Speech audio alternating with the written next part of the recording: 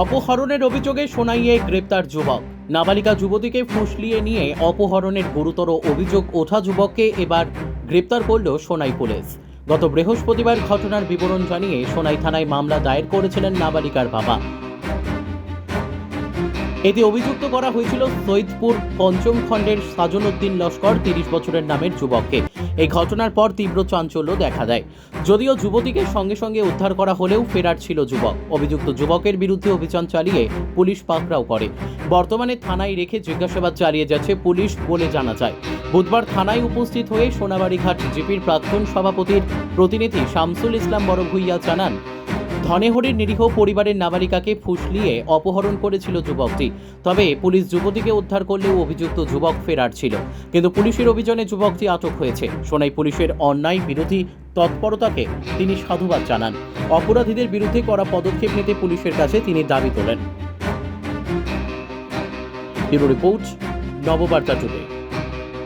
বৃহস্পতিবারে আমার ধনেহরি প্রথম খণ্ড থেকে একটা মেয়ে কিডন্যাপিং হয়েছিল, নাবালিকা। তখন আমরা সঙ্গে সঙ্গে মেয়ের বাবায় সোনাই থানাতে অবগত করছেন এবং সোনাই থানায় পরের দিনও মেয়েটারে রিকভারি করে থানাতে আনছেন এবং থানা জিজ্ঞাসাবাদ করার জন্য মেয়ের ছেলের মারে এবং বোনদেও আনছেন। আনিয়া জোরদারভাবে তল্লাশি চালাইয়া এরপরে মেয়েরে কোর্টে হাজির করা হয়েছে, করিয়া মেডিকেল করাইয়া মেয়ে বাবার কাছে সমঝিয়ে দেওয়া হয়েছে এবং আমার ওসি স্যার না থাকার কারণে গত কয়েকদিন থেকে আসামিটা ফেরার আসলো।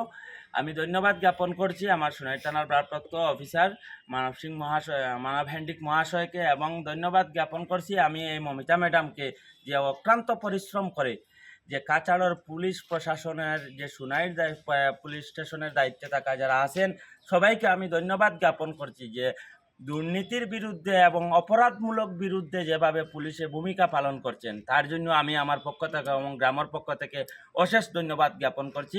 গতদিন ছেলেটাকে আমার মনে হয় খবর পেয়েছি যে মেডিকেলের এই তিমাতাকা থেকে অ্যারেস্ট করা হয়েছে এবং থানা জিজ্ঞাসাবাদ চলে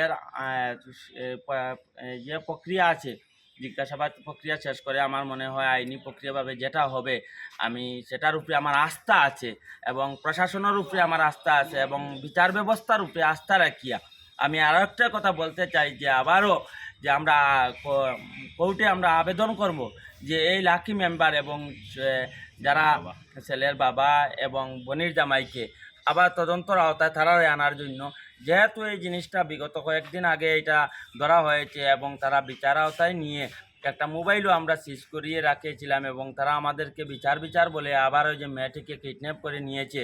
তাই জন্য আমরা অত্যন্ত দুঃখিত এবং এই কাজের জন্য অত্যন্ত নিন্দনীয় আমরা ধিক্কার জানাই তাদেরকে এবং আমরা প্রশাসনের কাছে আমরা দাবি রাখি। আর এই যে তিনজন যে বাবা এবং বোনের জামাই এবং যে মেম্বার তাদেরকে তদন্ত আওতায় আনার জন্য আমরা অনুরোধ করছি।